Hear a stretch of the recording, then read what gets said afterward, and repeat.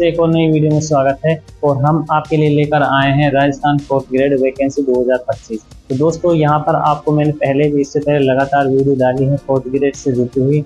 और फिलहाल में आपके पास ही इसका एग्ज़ाम नज़दीक आ गया है। क्या क्या आपको अब किस रणनीति से चलना है कि हमारा इस बार 4th ग्रेड में सिलेक्शन हो जाए, क्योंकि यहाँ पर पोस्टों की तो भरमार है। जैसे कि आप पता है पर 53,749 इसमें पद आए थे। अगर यहाँ पर बात करें तो आवेदन इसमें कितना आए, एप्लीकेशन इसमें कितना आए हैं, 24,76,383 इसमें आवेदन आए थे। और एग्ज़ाम डेट इसकी 17 सितंबर 2025 है। आपको पता है कि आज डेट कितनी है, 21 अगस्त 2025 है। अब कुछ ही दिन बाद आपका एग्ज़ाम इसमें भी स्टार्ट हो जाएगा। अगले महीने में इसका एग्ज़ाम है जो स्टार्ट हो जाएगा। और यहाँ पर लगभग शिफ्ट रहेंगी, इसमें 6 से 8 इसमें शिफ्ट रहेंगी, यानी 6 से 8 इसमें शिफ्ट रहेंगी। अब जहाँ पर जो शिफ्ट लागू होती है तो उसमें आपको पता है कि नॉर्मलाइजेशन लागू होता है। नॉर्मलाइजेशन मतलब ये है कि उन सबको बराबर करने का जो सिस्टम वो लागू होता है, लेकिन नेगेटिव मार्किंग यहाँ पर 1/3 है। अब बात करते हैं हम यहाँ पर नॉर्मलाइजेशन की जगह अब क्या यूज किया जाएगा। अब देखिए, पहले नॉर्मलाइजेशन जो चला, नॉर्मलाइजेशन जो फॉर्मूला वो लागू था। और अब उससे क्या हुआ है कि कई बार कई शिफ्टों में कई बच्चे को नंबर ज़्यादा आते हैं, लेकिन कुछ शिफ्ट ऐसी होती है कि जिनके नंबर कम आते हैं, लेकिन नॉर्मलाइजेशन से उनके नंबर कई बार ज़्यादा से ज़्यादा बढ़ जाते हैं और होशियार बच्चे पीछे रह जाते हैं। और कम जो होशियार रहते हैं, जो कमज़ोर होते हैं, वो उसमें जाकर सेलेक्ट हो जाते हैं।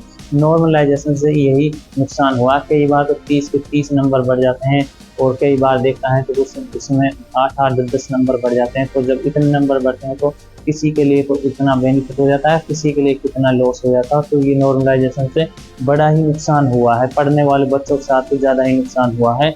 और उससे आगे देखते हैं आप इसमें कौन सा फॉर्मूला लागू हुआ है नाउ, मतलब ये अब इसमें कौन सा फॉर्मूला लागू होगा कि जिससे किसी को कोई नुकसान नहीं होगा। जो जितना नंबर है उसी को इक्वल करने के लिए ये फॉर्मूला लगेगा। और फॉर्मूला का नाम है इक्विपरसेंटाइल।